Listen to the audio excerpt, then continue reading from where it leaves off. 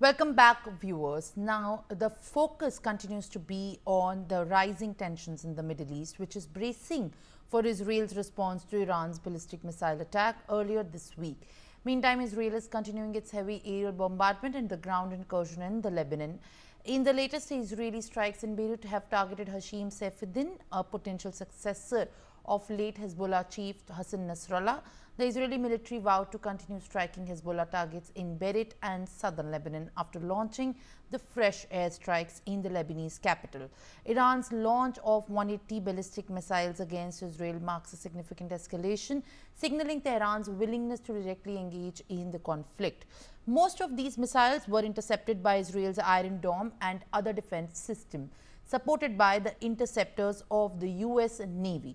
However, the strike shows Iran, after the assassinations and strikes by Israel, had little option but to come in directly. However, the conflict has spread to 7 distinct fronts, each involving various states and Iran's proxy. Now, including Hamas in Gaza is one of the front, another is Hezbollah in Lebanon, Houthis in Yemen, Iran-backed militias in Iraq and Syria. Iran's involvement in the West Bank, the ballistic missile strike marks a direct engagement by Iran, and the cyber warfare has also emerged as a crucial front. These are the 7 fronts on which the Israel is fighting a waging war with Iran. All right, now joining me at this point on the broadcast is Einat Wilf, who is a former member of Knesset. Now, I appreciate you giving us your time and speaking to Newsx, and thank you for giving us your time on discussing this important issue. Let me ask you first up the important question that is in fact being addressed widely at this point of time. Iran has carried out a retaliatory attacks firing 180 ballistic missiles. Can this strike result in an all-out Middle East war that we can potentially see breaking out?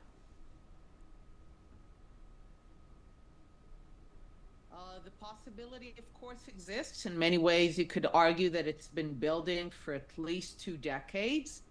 In many ways, when you're dealing with annihilationist extremist ideologies, it becomes almost inevitable.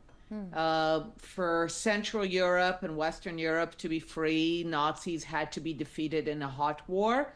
For Eastern Europe to be free, the Soviet communists had to be defeated in a Cold War. And for the people of the Middle East to be free as well, the Ayatollah ideology that says death to Israel, which is from our perspective not a negotiable demand, death to America, an ideology that has theological notions about annihilation, it's not something that can ultimately be sustained without being defeated in war. What we do understand of this is essentially what exactly the Prime Minister of Israel, Netanyahu, has also made it abundantly clear that Iran has made a huge mistake. Can we foresee Israel initiating the preemptive strikes on Iran? If so, what kind of assistance do you expect from the United States? I think mostly what is important for Israel is not to be stopped more than assisted. And in general, again, we didn't defeat the Nazis, certainly. We didn't defeat the Soviets. We did defeat the Pan-Arabists. Iran might require a coalition. We're clearly not the only country that has been targeted and hurt by Iran. There are other countries that would be glad to see the people of Iran freed from the Ayatollah regime. And the question is what kind of covert or overt assistance they will give us. But I can tell you this, I've been studying the history of all the countries that have supported the Palestinian ideology of no Jewish state from the river to the sea. They were the Nazis in the 30s and 40s, the Pan-Arabists in the 40s, 50s, and 60s, and then the Soviets in the 60s and on. And what you can see they all have in common is that they have all been defeated, and the ideologies have found themselves in the dustbin of history. which I think means with a high level of confidence that the Ayatollah regime that decided to also become a state sponsor of the Palestinian ideology of no Jewish state will find itself with the same fate as its predecessor supporters of that ideology, the Nazis, the Pan-Arabists, and the Soviets. We can only hope that it will be with less damage than those regimes have caused the world and the Jewish people. Less damage is what the emphasis is on. But at this point of time, you know, Israel has been targeted directly by Iran for the second time in a matter of months. This is in fact a big war that has been breaking out. But could these unprecedented attacks lead to the participation of other regional powers in this present scenario? How is Israel now prepared to thwart this and maintain its security? Ultimately, what we allowed ourselves to do, and that was wrong, is to sit still for years, if not decades, as Iran and Palestinians and the Shiites in Lebanon built massive capabilities to attack us on our borders. This is not halfway around the world. We saw those capabilities on October 7th. We're now beginning to see the extent of those capabilities in Lebanon on our border. And again, we have no territorial dispute with the Arabs of Gaza. We have no territorial dispute with Lebanon. We certainly have no territorial dispute with Iran. But it built all these capabilities because all these actors share the ideology of death to Israel. And we understand that it was wrong to just allow our enemies to build those capabilities for years and decades. And we are now working to dismantle those capabilities by doing what we always did best, which is take the war to the enemy's territory. And perhaps that will be necessary with Iran. But whether it's a hot war or a cold war, this ideology of death to Israel, death to America, cannot continue to just stand, and certainly not while it's developing nuclear weapons.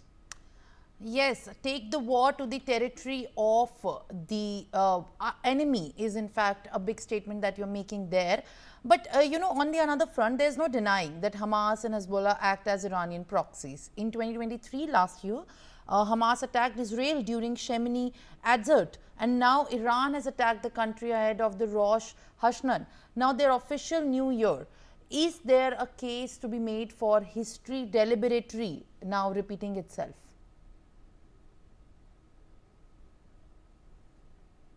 Certainly, you can find that Israel's enemies always attacked Jews on Jewish holidays.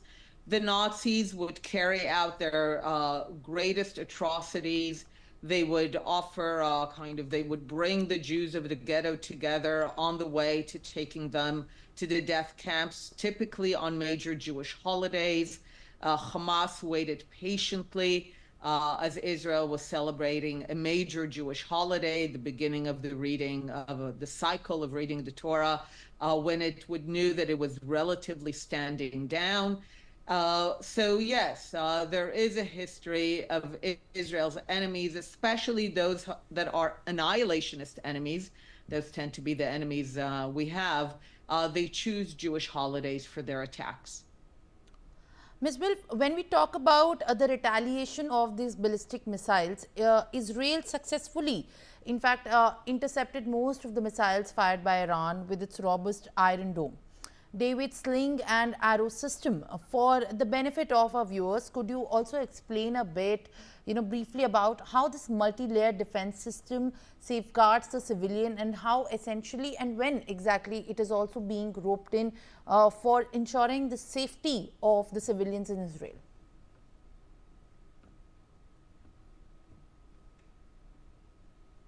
Essentially, as Israel over the last 2 decades realized that many of the attacks will come from rockets.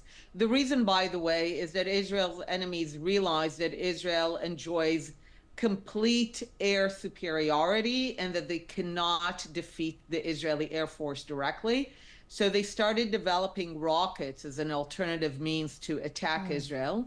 So Israel began to develop multiple layers that are designed for different ranges of attacks, and this is Israel's air defense system. But it's important to say, ultimately, air defense does not win wars.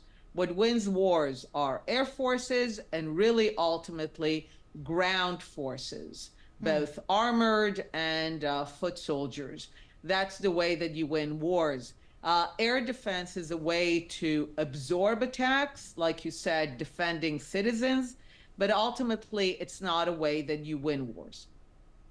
Israel is definitely thinking forward in a way to develop a strategy where there is in fact no point to leave except winning the war.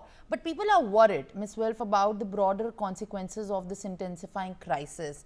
And it has a spiraling impact all over, in fact, on crude oil prices as well. How does Israel now manage to prioritize both its national interest and the peace in the region, which in fact is the most important thing when we discuss about the impact right now?